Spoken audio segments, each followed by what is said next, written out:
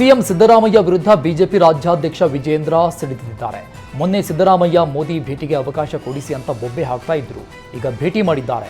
ಸಿದ್ದರಾಮಯ್ಯ ಹೊರ ಬರುವುದರೊಳಗೆ ಉಗ್ರಪ್ಪ ಪತ್ರಿಕಾಗೋಷ್ಠಿ ಮಾಡಿದ್ದಾರೆ. ಕೇಂದ್ರದಿಂದ ಅನುದಾನ ತರುವುದು ಇವರ ಉದ್ದೇಶವೋ ಅಥವಾ ರಾಜಕೀಯ ಮಾಡುವ ಉದ್ದೇಶವೋ ಅರ್ಥ ಆಗ್ತಿಲ್ಲ ಅಂತ ಕಾಂಗ್ರೆಸ್ ವಿರುದ್ಧ ವಾಗ್ದಾಳಿ ನಡೆಸಿದ್ದಾರೆ. ಮೋದಿ ಈ ದೇಶದ ನಾಯಕ. ಮೋದಿ ಯಾವಾಗ ಮಾತಾಡಬೇಕು ಮಾತಾಡಬಾರದು ಅಂತ ಅವರೇ ತೀರ್ಮಾನ ಮಾಡ್ತಾರೆ. ಈ ಉಗ್ರಪ್ಪ ರಾಮಪ್ಪ ಸೋಮಪ್ಪನ ಮಾತು ಕೇಳಿ ತೀರ್ಮಾನ ಮಾಡೋಕ್ಕಾಗಲ್ಲ ಅಂತ ಉಗ್ರಪ್ಪ ವಿರುದ್ಧವೂ ಕಿಡಿಕಾರಿದ್ದಾರೆ.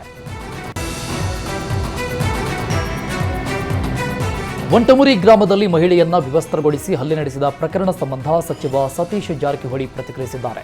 ಸಂತ್ರಸ್ತ ಮಹಿಳೆಗೆ 5 ಲಕ್ಷ ಪರಿಹಾರ ನೀಡಲಾಗಿದೆ. ವಾಲ್ಮೀಕಿ ಅಭಿವೃದ್ಧಿ ನಿಗಮದಿಂದ 2 ಎಕರೆ ಜಮೀನನ್ನು ಸರ್ಕಾರ ಘೋಷಣೆ ಮಾಡಿದೆ. ಜಿಲ್ಲಾಡಳಿತದ ಮೂಲಕ ಚೆಕ್ ಹಾಗೂ ಜಮೀನು ಪತ್ರ ನೀಡುವ ಕೆಲಸ ಆಗುತ್ತೆ ಎಂದಿದ್ದಾರೆ. ಪ್ರಕರಣ ಸಿಐಡಿಗೆ ಹಸ್ತಾಂತರ ಮಾಡುವ ಮುನ್ನ ಪ್ರಮುಖ ಆರೋಪಿಗಳನ್ನು ಬಂಧಿಸಲಾಗಿದೆ. ಇನ್ನಿಬ್ಬರು ಆರೋಪಿಗಳನ್ನು ಬಂಧಿಸಬೇಕು. ಒತ್ತಡ ಪ್ರಭಾವ ಬೀರಲು ಅವಕಾಶ ಇರಬಾರದು ಎಂಬ ಕಾರಣಕ್ಕೆ ಸಿಐಡಿಗೆ ವಹಿಸಲಾಗಿದೆ. ಮುಂದಿನ ದಿನಗಳಲ್ಲಿ ಇಂಥ ಘಟನೆ ಆಗದಂತೆ ನೋಡಿಕೊಳ್ಳುವುದಷ್ಟೇ ನಮ್ಮ ಜವಾಬ್ದಾರಿ ಅಂತ ಸತೀಶ್ ಜಾರಕಿಹೊಳಿ ಹೇಳಿದ್ದಾರೆ.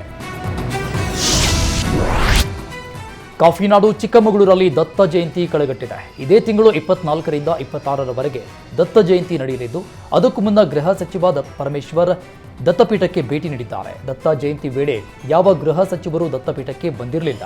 ಇದೇ ಮೊದಲ ಬಾರಿ ಗೃಹ ಸಚಿವ ಪರಮೇಶ್ವರ್ ಭೇಟಿ ನೀಡಿದ್ದು ಭಾರೀ ಕುತೂಹಲ ಮೂಡಿಸಿದೆ. ನಾನು ದತ್ತಪೀಠ ನೋಡಿರಲಿಲ್ಲ, ಹಾಗಾಗಿ ನೋಡೋಣ ಅಂತ ಬಂದಿದ್ದೇನೆ. ಇದೊಂದು ಆಕಸ್ಮಿಕ ಭೇಟಿ ಅಷ್ಟೇ, ಇದಕ್ಕೆ ವಿಶೇಷ ಅರ್ಥ ಬೇಡ ಅಂತ ಹೇಳಿದ್ದಾರೆ.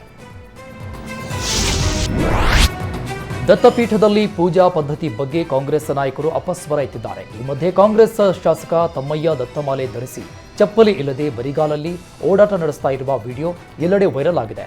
18 ವರ್ಷದಿಂದ ಶಾಸಕ ತಮ್ಮಯ್ಯ ದತ್ತಮಾಲೆ ಧರಿಸಿ ವ್ರತ ಆಚರಣೆ ಮಾಡ್ತಾ ಇದ್ದಾರೆ. ಚುನಾವಣೆ ಹೊತ್ತಲ್ಲಿ ಶಾಸಕ ತಮ್ಮಯ್ಯ ಬಿಜೆಪಿ ತೊರೆದು ಕಾಂಗ್ರೆಸ್ ಸೇರಿದ್ರು. ಕಾಂಗ್ರೆಸ್ ಸಿದ್ಧಾಂತ ಒಪ್ಪಿ ಪಕ್ಷ ಸೇರ್ಪಡೆಯಾಗಿದ್ರು. ಆದರೆ ಕಾಂಗ್ರೆಸ್ ನಾಯಕರು ದತ್ತಪೀಠ ಪೂಜಾ ಪದ್ಧತಿಗೆ ಅಪಸ್ವರ ತೆಗೆದಿದ್ದು, ಈ ಮಧ್ಯೆ ಶಾಸಕ ತಮ್ಮಯ್ಯ ದತ್ತಮಾಲಾಧಾರಣೆ ಮಾಡಿದ್ದು ಎಲ್ಲೆಡೆ ಸುದ್ದಿ ಆಗ್ತಾ ಇದೆ. ನೀವು ಪೋಷಕರಾಗಲು ಕಾಯುತ್ತಿದ್ದೀರಾ? ಚಿಂತಿಸದಿರಿ. ಓಯಾಸಿಸ್ ಫರ್ಟಿಲಿಟಿ 90,000 ದಂಪತಿಗಳ ಜೀವನದಲ್ಲಿ ಸಂತೋಷವನ್ನು ತಂದಿದೆ. 7825893601ಗೆ ಕರೆ ಮಾಡಿ. ಅತ್ಯದ್ಭುತ ರಿಯಾಯಿತಿ ಪಡೆಯಿರಿ ಹಾಗೂ ಎಲ್ಲರಿಗೂ ಗುಡ್ ನ್ಯೂಸ್ ಕೊಡಿ. ಬ್ರ್ಯಾಂಡ್ ಬೆಂಗಳೂರು ಹೆಸರಲ್ಲಿ ಬಿಬಿಎಂಪಿ ಅಧಿಕಾರಿಗಳು ಫುಟ್ಪಾತ್ ತೆರವು ಮಾಡ್ತಾ ಇದ್ದಾರೆ.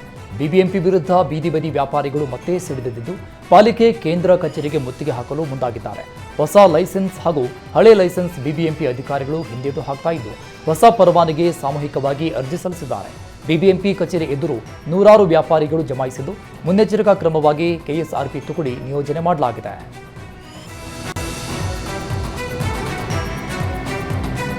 ಬೆಳಗಾವಿಯಲ್ಲಿ ಮತ್ತೆ ಎಂಇಎಸ್ ಖ್ಯಾತೆ ತೆಗೆದಿದೆ. ಬೆಳಗಾವಿಯ ಮಚ್ಚೆ ಗ್ರಾಮದಲ್ಲಿ ಕನ್ನಡ ಬಾವುಟ ತೆರವುಗೊಳಿಸಿ ಪುಂಡಾಟ ಮೆರೆದಿದ್ದಾರೆ.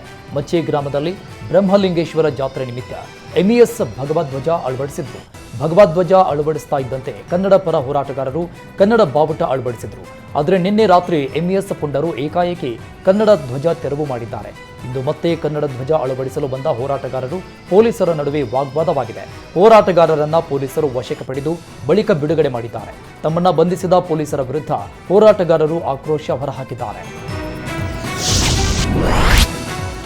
ವಿವಿಧ ಬೇಡಿಕೆ ಈಡೇರಿಸುವಂತೆ ಆಗ್ರಹಿಸಿ ಆಶಾ ಕಾರ್ಯಕರ್ತೆಯರು ಬೀದಿಗಿಳಿದಿದ್ದಾರೆ. ಚಾಮರಾಜನಗರದ ಡಿಸಿ ಕಚೇರಿ ಬಳಿ ಕೇಂದ್ರ ಹಾಗೂ ರಾಜ್ಯ ಸರ್ಕಾರದ ವಿರುದ್ಧ ಘೋಷಣೆ ಕೂಗಿ ಆಕ್ರೋಶ ಹೊರಹಾಕಿದ್ದು, ಶೀಘ್ರವೇ ಬೇಡಿಕೆ ಈಡೇರಿಸುವಂತೆ ಸರ್ಕಾರಕ್ಕೆ ಒತ್ತಾಯಿಸಿದ್ದಾರೆ. ಆನೇಕಲ್ನ ಕಿತ್ತೂರು ರಾಣಿ ಚೆನ್ನಮ್ಮ ವಸತಿ ಶಾಲೆ ಅವ್ಯವಸ್ಥೆಗಳ ಆಗರವಾಗಿದೆ. ರಾಣಿ ಚೆನ್ನಮ್ಮ ಶಾಲೆಯಲ್ಲಿ ಕಳೆದ 2 ತಿಂಗಳಿಂದ ಶಿಕ್ಷಕರಿಲ್ಲ, ಪಾಠ ಮಾಡ್ತಾ ಇಲ್ಲ ಅಂತ ಮಕ್ಕಳು ಕಂಗಾಲಾಗಿದ್ದಾರೆ. ಶಾಲೆಯ ಅವ್ಯವಸ್ಥೆ ಬಗ್ಗೆ ಮಕ್ಕಳು ಪೋಷಕರಿಗೆ ಕರೆ ಮಾಡಿ ಮಾಹಿತಿ ನೀಡಿದ್ದಾರೆ. ಶಾಲೆ ಬಳಿ ಆಗಮಿಸಿದ ಪೋಷಕರು, ಶಾಲೆಯಲ್ಲಿ ಸರಿಯಾದ ನೀರಿನ ವ್ಯವಸ್ಥೆ ಇಲ್ಲ, ಮಕ್ಕಳ ಬಗ್ಗೆ ಶಿಕ್ಷಕರು ಕಾಳಜಿ ವಹಿಸ್ತಾ ಇಲ್ಲ, ಇಂಗ್ಲಿಷ್ ಹಾಗೂ ಸಮಾಜ ವಿಜ್ಞಾನ ಪಾಠವನ್ನೇ ಮಾಡ್ತಾ ಇಲ್ಲ, ಹೇಗಾದ್ರೆ ನಮ್ಮ ಮಕ್ಕಳ ಸ್ಥಿತಿ ಏನು ಅಂತ ಪೋಷಕರು ಪ್ರಶ್ನೆ ಮಾಡಿದ್ದಾರೆ. ಸರ್ಕಾರಿ ಅಧಿಕಾರಿಗಳ ಸಭೆಯಲ್ಲಿ ಮಾಜಿ ಶಾಸಕರು ದರ್ಬಾರ್ ನಡೆಸ್ತಾ ಇರುವ ವಿಡಿಯೋ ವೈರಲ್ ಆಗಿದೆ. ಕೊಪ್ಪಳದ ಸಾಣಾಪುರ ಗ್ರಾಮದಲ್ಲಿ ಹನುಮ ಜಯಂತಿ ಪ್ರಯುಕ್ತ ಸಭೆ ನಡೆಸಲಾಗಿದೆ. ಸಚಿವ ರಾಮಲಿಂಗಾರೆಡ್ಡಿ, ಶಿವರಾಜ್ ತಂಗಡಗಿ ನೇತೃತ್ವದ ಸಭೆಯಲ್ಲಿ ನಿಯಮ ಮೀರಿ ಮಾಜಿ ಶಾಸಕ ಇಕ್ಬಾಲ್ ಅನ್ಸಾರಿ ಭಾಗಿಯಾಗಿದ್ದರು. ಯಾವುದೇ ಸಾಂವಿಧಾನಿಕ ಹುದ್ದೆ ಇಲ್ಲದಿದ್ದರೂ ಸಚಿವರ ಪಕ್ಕ ಕುಳಿತು ಸಭೆ ನಡೆಸಿದ್ದು ಸೋಷಿಯಲ್ ಮೀಡಿಯಾದಲ್ಲಿ ಭಾರೀ ಚರ್ಚೆಗೆ ಗ್ರಾಸವಾಗಿದೆ. ಇಂಗ್ಲಿಷ್ ಭಾಷೆಯಲ್ಲಿದ್ದ ಜಾಹೀರಾತು ಫಲಕಗಳ ಮೇಲೆ ಕರವೇ ದಾಳಿ ನಡೆಸಿದ್ದು ಬೋರ್ಡ್ ಹರಿದು ಆಕ್ರೋಶ ವ್ಯಕ್ತಪಡಿಸಿದ ಘಟನೆ ಬೆಳಗಾವಿ ಜಿಲ್ಲೆಯ ಬೈಲಹೊಂಗಲ ತಾಲೂಕಲ್ಲಿ ನಡೆದಿದೆ. ಬೈಲಹೊಂಗಲ ಪಟ್ಟಣದ ವಿವಿಧ ಬೀದಿಗಳಲ್ಲಿ ಇಂಗ್ಲಿಷ್ ನಾಮಫಲಕಗಳನ್ನು ಅಳವಡಿಸಲಾಗಿತ್ತು. ನೂರಾರು ಕರವೇ ಕಾರ್ಯಕರ್ತರು ಇಂಗ್ಲಿಷ್ ಬೋರ್ಡ್ಗಳಿಗೆ ಕಪ್ಪು ಮಸಿ ಬಳಿದು ಜಾಹೀರಾತು ಫಲಕಗಳನ್ನು ಹರಿದು ಹಾಕಿದ್ದಾರೆ.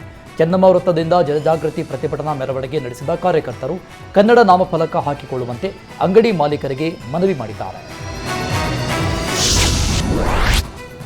ನಿನ್ನೆ ಕಾಡು ಹಂದಿ ದಾಳಿಯಿಂದ ರೈತ ಮೃತಪಟ್ಟ ಪ್ರಕರಣ ಸಂಬಂಧ ಸಚಿವ ರಾಜಣ್ಣ ಪ್ರತಿಕ್ರಿಯೆ ನೀಡಿದ್ದಾರೆ. ಈಗಾಗಲೇ ಅಧಿಕಾರಿಗಳ ಜೊತೆ ಮಾತಾಡಿದ್ದೇನೆ. ಮೃತ ರೈತನ ಕುಟುಂಬಕ್ಕೆ 15 ಲಕ್ಷ ಪರಿಹಾರ ನೀಡುವುದಾಗಿ ಭರವಸೆ ಕೊಟ್ಟಿದ್ದಾರೆ. ಗಾಯಾಳುಗಳ ಚಿಕಿತ್ಸಾ ವೆಚ್ಚವನ್ನು ಅರಣ್ಯ ಇಲಾಖೆಯೇ ಭರಿಸಲಿದೆ. ಗಾಯಾಳುಗಳು ಗುಣಮುಖರಾದ ನಂತರ ಭತ್ಯೆ ಕೊಡುವ ಬಗ್ಗೆ ತೀರ್ಮಾನ ಮಾಡುತ್ತೇವೆ ಎಂದಿದ್ದಾರೆ. ಅರಣ್ಯ ಒತ್ತುವರಿಯಿಂದ ಕಾಡು ಪ್ರಾಣಿಗಳು ನಾಡಿಗೆ ಬರ್ತಾ ಇವೆ. ಕಾಡಾನೆ ಕಾಟ ಕಡಿಮೆ ಮಾಡಲು ಕಾಡಲ್ಲಿ ಬಿದಿರು ಬೆಳೆಯುವಂತೆ ಅರಣ್ಯ ಇಲಾಖೆ ಅಧಿಕಾರಿಗಳಿಗೆ ಸೂಚನೆ ನೀಡಿದೆ. ಆದರೆ ಕಾಡಾನೆಗಳು ಬಿದಿರು ತಿಂತಾ ಇಲ್ಲ ಅಂತ ಅರಣ್ಯ ಇಲಾಖೆ ಅಧಿಕಾರಿಗಳು ಹೇಳ್ತಾ ಇದ್ದಾರೆ. ಶ್ರೀಲಂಕಾ ಮಾದರಿಯಲ್ಲಿ ಆನೆಧಾಮ ಮಾಡುವ ಸಲಹೆ ಬಂದಿದೆ. ಹಾಸನ, ಚಿಕ್ಕಮಗಳೂರು ಜಿಲ್ಲೆಯಲ್ಲಿ ಕಾಡಾನೆ ಹಾವಳಿ ಜಾಸ್ತಿ ಇದೆ. ಆನೆ ಕಾರಿಡಾರ್ ಮಾಡಲು 350 ಕೋಟಿ ಬೇಕು. ಒಂದೇ ಬಾರಿ ಮಾಡಲು ಅಷ್ಟು ಹಣ ಇಲ್ಲ. ಮುಂದಿನ ದಿನಗಳಲ್ಲಿ ಸಭೆ ಮಾಡಿ ನಿರ್ಧಾರ ಮಾಡುವುದಾಗಿ ಸಚಿವ ರಾಜಣ್ಣ ಹೇಳಿದ್ದಾರೆ.